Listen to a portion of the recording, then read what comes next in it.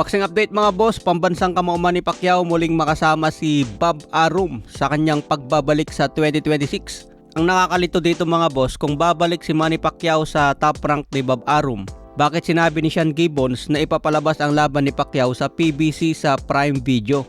May lumabas na balita kasi na posible maglaban sa January 24 si Manny Pacquiao versus Lomachenko.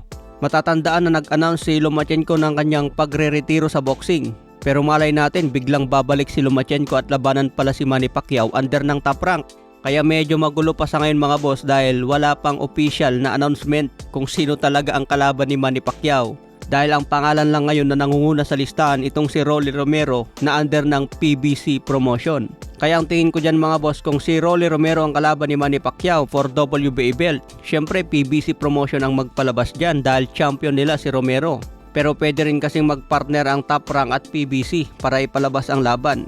Ngunit kung hindi si Romero ang kalaban ni Manny Pacquiao at itong si Vasily Lomachenko, pwede nang solohin ng top rank ang laban na ito dahil wala naman ng kinalaman ang PBC promotion sa magiging laban.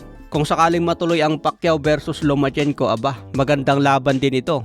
Pero parang napaka-imposible din kasing mangyari dahil lumalaban si Lomachenko sa lightweight division 135 pounds. Samantala si Manny Pacquiao 147 pounds welterweight. So kung maglaban itong dalawang ito, pwedeng magsalubong ang timbang nila sa 140. Pero hindi pa lumalaban si Lomachenko sa 140 pounds sa kanyang buong karera sa boxing. Sabi nga niya masyado nang mataas ang 140 pounds para kay Lomachenko. Kaya posibleng magtapat si Pacquiao at Loma sa catchweight. Kaya itong balitang itong mga boss, sinabi lang na potential fight ni Manny Pacquiao si Lomachenko. Hindi pa naman ina-announce kung si Loma talaga ang makakalaban niya. Kaya nangunguna pa rin talaga si Rolando Romero. Mas maganda pa rin talaga kung Romero ang makakalaban ni Pacquiao dahil may nakatayang belt. Samantala kay Lomachenko wala nang mapapala si Manny Pacquiao dun.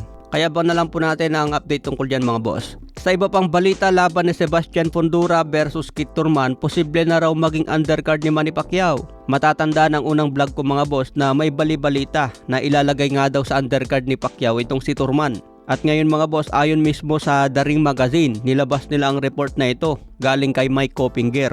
Fundora Thurman target for Pacquiao undercard.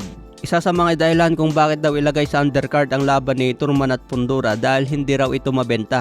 Kaya kung isabay ito sa laban ni Manny Pacquiao mga boss ay full pack na naman. Yung dating pang main event na si Kit Thurman ngayon undercard na lang ulit ni Manny Pacquiao. Under ng PBC promotion itong laban ni Thurman at Fundora.